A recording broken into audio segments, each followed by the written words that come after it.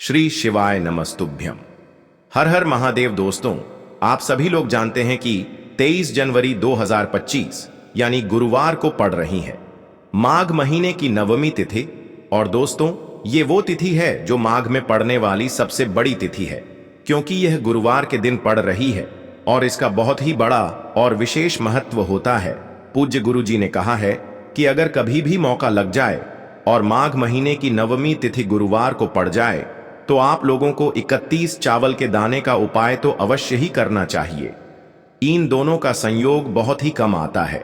इसी के साथ में गुरुजी ने अपनी शिवपुराण कथा में बताया है कि इस दिन आपको 31 चावल दाने का उपाय तो आपको अवश्य ही करना चाहिए, क्योंकि ऐसा दिन पूरे साल में सिर्फ एक ही बार आता है।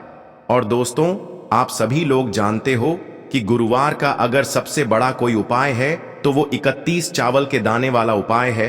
तो दोस्तों, गुरुवार के दिन आप लोगों को इस 31 चावल दाने वाले उपाय को जरूर करना है। बहुत सारे लोग होंगे जिन लोगों ने इस उपाय को ना किया हो, मतलब पूरा साल निकल गया, उन्होंने किसी भी दिन इस 31 चावल के दाने वाले उपाय को ना किया हो। पर दोस्तों, आपके पास एक आखिरी मौका बचा हुआ है, जो कि 23 जनवरी के दिन है। तो इस दिन आप लोगों को इस वाले उपाय को जरूर कर लेना है, भले ही आपने पूरे महीने भर इस उपाय को ना किया हो। पर अगर आपने इस माघ महीने के गुरुवार नवमी के दिन अगर इस वाले उपाय को कर लिया तो आपको इस उपाय को करने का वो फल मिलेगा जिसकी आपने कभी कल्पना भी नहीं करी होगी। इसीलिए आप लोग इस वाले उपाय को एक बार जरूर कर लेना है, ताकि आप लोगों के हाथ से यह मौका ना जा सके और आपको इस उपाय को करने का फल मिल सके। दोस्तों, यह उपाय पंडित जी ने अपनी अभी की ही श्री शिव महापुराण की कथा में बताया है। जिस उपाय को आज हम आपको बहुत अच्छे से समझाने वाले हैं, इस वीडियो को देखने के बाद इस उपाय को समझने के लिए आपको कोई और वीडियो को देखने की जरूरत नहीं पड़ेगी। तो चलिए दोस्तों, उपाय को शुरू करते हैं। देखिए, यह इस माघ महीने के गुरुवार के दिन यह इतना खास होता है, इतना महत्वपूर्ण होता है। देखा गया है कभी कभी बड़े बड़े पूजा पाठ अनुष्ठान से जो मनोकामना पूर्ण नहीं होते, वो माघ महीने के गुरुवार के दिन एक छोटे से उपाय करने से ही आपकी मनोकामना पूर्ण हो जाती है। और बहुत सारे लोगों ने इस उपाय को किया भी है और उनको इस उपाय को करने का फल भी जरूर मिला है। अगर आप लोग भी इस उपाय को करना चाहते हैं तो आप इस उपाय को पहले अच्छे से समझ लेना, सुन लेना, उसके बाद करना। आपको इस उपाय का फल जरूर मिलेगा।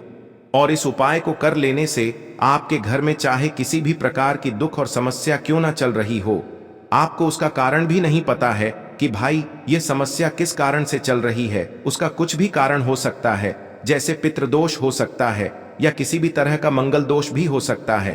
तो इस दिन आप लोगों को यह वाला उपाय कर लेना है। यह एक ऐसा उपाय है जिस उपाय को अगर किसी विशेष दिन पर किया जाए तो भाई उस विशेष दिन का जो है वह तो हमें मिलता ही मिलता है, पर हमने उस दिन पर इस उपाय को किया है तो हमें उससे भी बड़ा फल मिलता है, और फल बहुत जल्दी मिलता है, क्योंकि आप इस उपाय को बहुत ही बड़े और विशेष दिन पर कर रहे हो।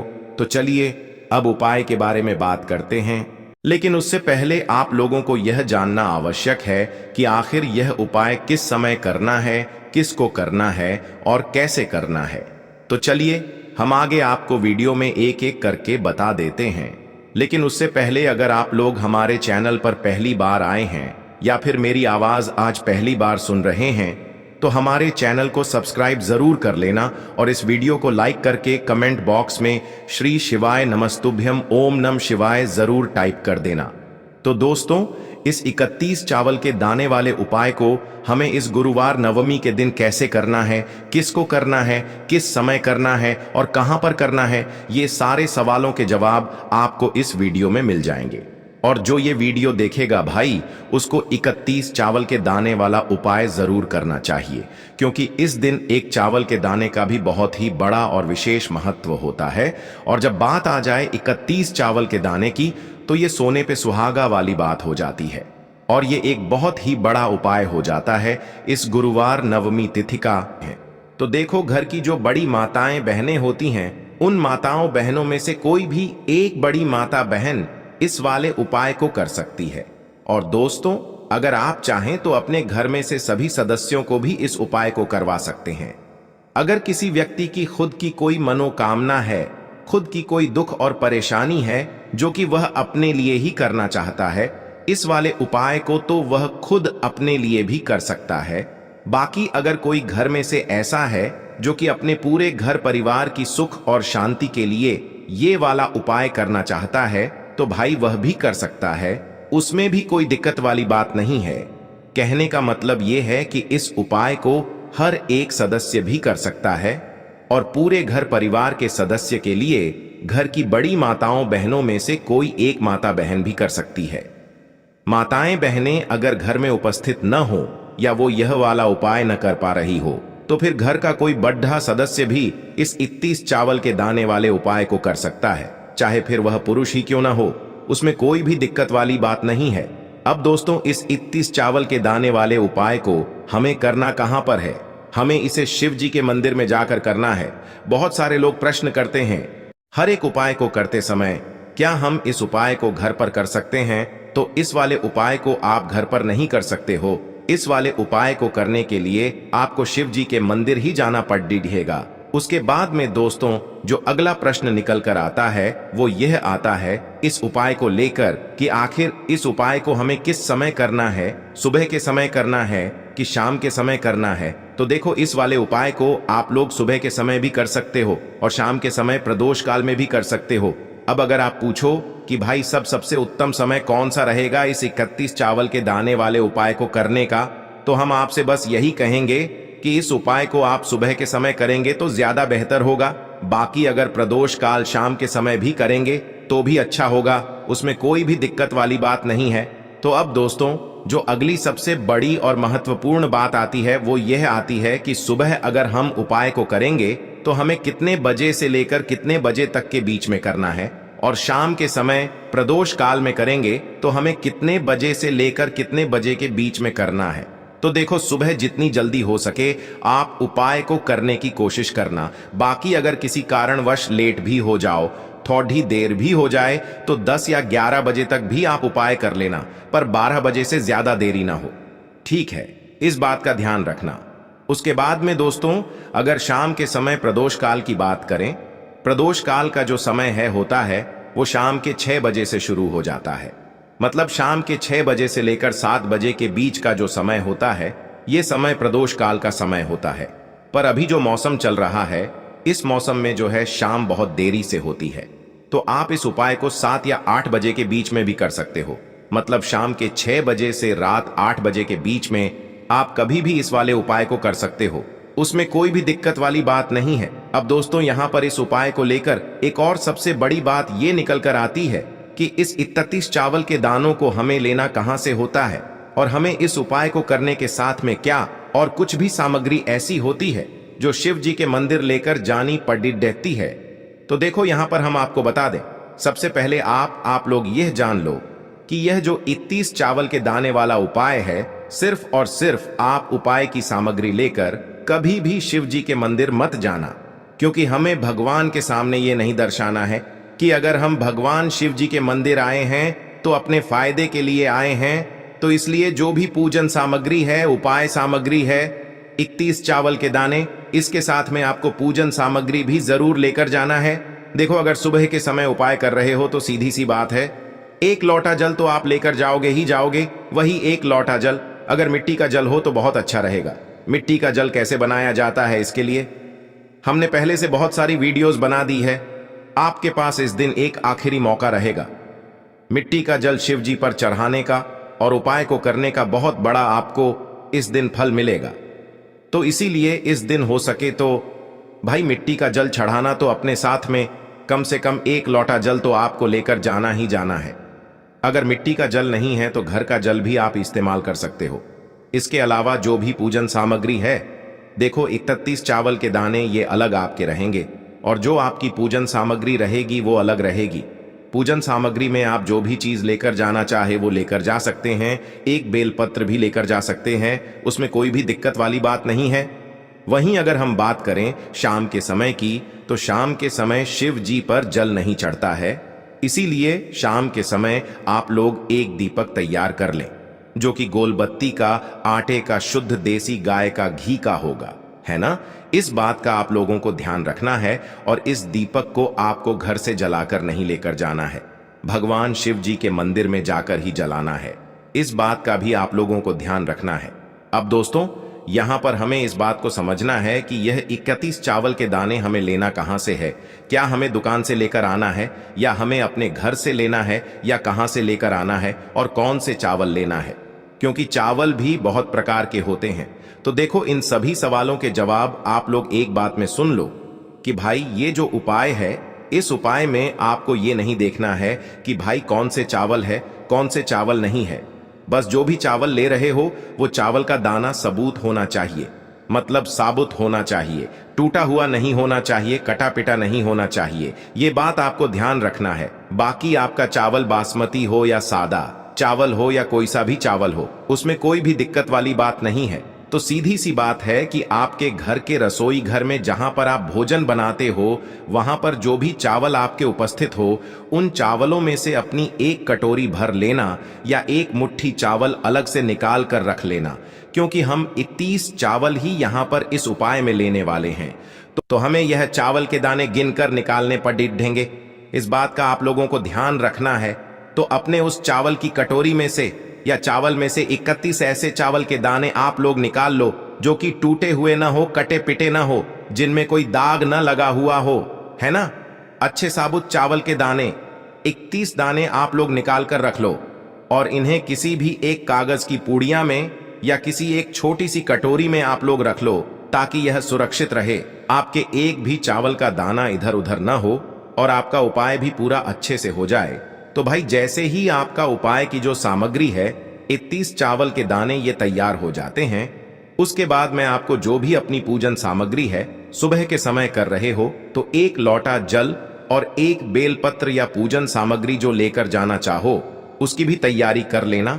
और शाम के समय जा रहे हो तो भाई अपना जो दीपक है उसे तैयार कर लेना, ठीक है। और उपाय को करते समय शुद्धता का विशेष रूप से ध्यान रखना, ठीक है। सुबह सुबह स्नान करने के बाद ही उपाय को करने की आप लोग तैयारी करना।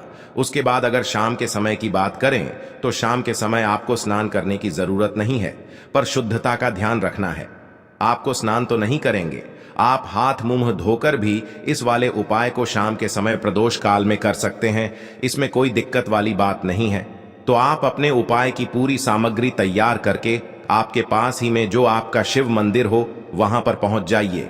सबसे पहले शिव मंदिर में जाकर आप लोगों को उपाय नहीं करना है, पहले भगवान के दर्शन करना है, भगवान से आशीर्वाद प्राप्त करना है, फिर शिव जी की शिवलिंग के पास में आना है। शिवलिंग के पास में आने के बाद आप जो पूजन सामग्री लेकर आए हुए हैं, जैसे कि सुबह गए हुए होंगे तो एक लोटा जल और जो भी पूजन सामग्री लेकर आए हैं आप उनसे भगवान शिव जी की पूजन कीजिए। सबसे पहले तो एक लोटा जल ही चढ़ेगा, फिर आपको एक बेलपत्र श्री शिवाय नमस्तुभ्यम का जाप करते हुए शिवलिंग पर चढ़ा देना है। उसके बाद में आपकी पूजन सामग्री चढ़ेगी। उसके बाद में अगर दोस्तों शाम के समय अगर आप इस उपाय को कर रहे हो तो अपने साथ में कम से कम एक जो दीपक है गोल बाती का जो आप अपने साथ में लेकर गए हो, उस दीपक को मंदिर में जाकर अपनी माचिस से जलाना है और उस दीपक को शिवलिंग के पास में रखना है, ठीक है। इस दीपक को रखने के बाद ही आप लोगों को अपना ये वाला उपाय शुरू करना है और दीपक को ज्यादा पास में मत रखना, वैसे भी गर्मी पड़ रही है,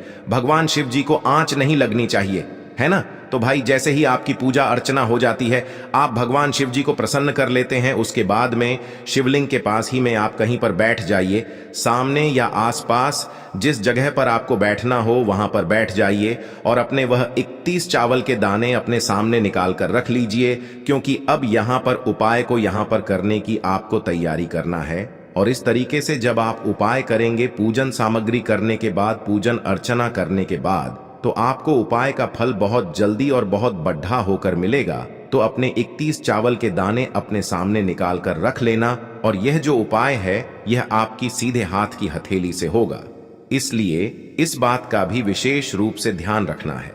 तो सीधे हाथ की हथेली का प्रयोग करके ही आप लोग अपना इस वाले उपाय को करना।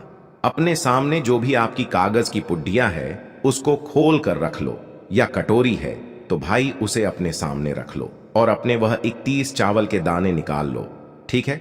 उसके बाद में दोस्तों अब आपको क्या करना है कि शिवलिंग आपके सामने होगी, तो आपने वह 31 चावल के दाने एक एक करके जहां पर आपने बेलपत्र चढ़ाया है, आपको शिव जी के शिवलिंग के ऊपर चढ़ाना है। कहां पर चढ़ाना है? शिवलिंग के ऊपर चढ़ाना है और कहीं पर भी नहीं चढ़ाना है। आपको अपने हथेली से तो शिवलिंग के ऊपर चढ़ाना है, भले ही फिर वो अपने आप जलाधारी पर गिर जाए या मतलब वहीं पर गिर जाए, उसमें कोई दिक्कत वाली बात नहीं है, पर आप चढ़ाओ शिवलिंग के ऊपर ही। तो आपको क्या करना है, अपना पहला चावल का दाना उठाना है, श्री शिवाय नमस्तुभ्यम बोलना है और शिवलिंग पर चढ़ा देना है। इसी तरीके से दूसरा चावल का दाना उठा है, शिवलिंग पर चढ़ाना है और मंत्र बोल देना है। और फिर तीसरा चावल का दाना उठाना है, श्री शिवाय नमस्तुभ्यम बोलना है और चढ़ा देना है।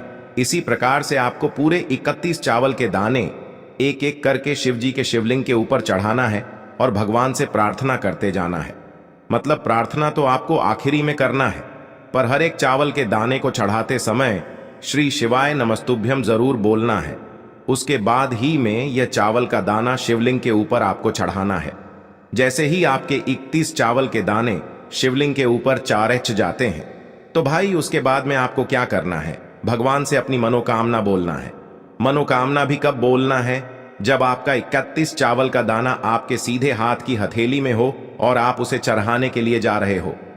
श्री शिवाय नमस्तुभ्यम बोलकर उस आखिरी चावल के दाने को शिवलिंग के ऊपर चढ़ा देना और भगवान से फिर अपनी वह मनोकामना बोल देना, जिस मनोकामना के लिए आप लोग अपना यह वाला उपाय कर रहे हो। जिस भी दुख और परेशानी के लिए आप लोग अपना यह वाला उपाय कर रहे हो, उसके बाद में जैसे ही आप अपनी मनोकामना बोल देते हो, आपका यह वाला उपाय पूरा हो जाता है। पर दोस्तों, उपाय को करने के बाद आप लोगों को 2 मिनट भगवान शिव जी के मंत्र का जाप जरूर करना है और मंत्र का जाप करने के बाद भगवान से एक और बार प्रार्थना करना है अपनी मनोकामना के लिए या अपनी जो भी दुख और परेशानी है उसके लिए। इसके बाद में आप लोग भगवान को देखकर भगवान से प्रार्थना करके उनसे आशीर्वाद लेकर वहां से उठ सकते हैं और अपने घर पर जा सकते हैं। बस दोस्तों, यहां पर यह वाला उपाय पूरा हो जाता है। इस तरीके से जो भी व्यक्ति छोटी छोटी चीजों का ध्यान रखते हुए इस 31 चावल के दाने वाले उपाय को करेगा, निश्चित सी बात है उसे उसकी मनोकामना जल्द ही पूर्ण होगी और जो भी दुख और परेशानी है वो भी बहुत ही जल्दी दूर होंगे।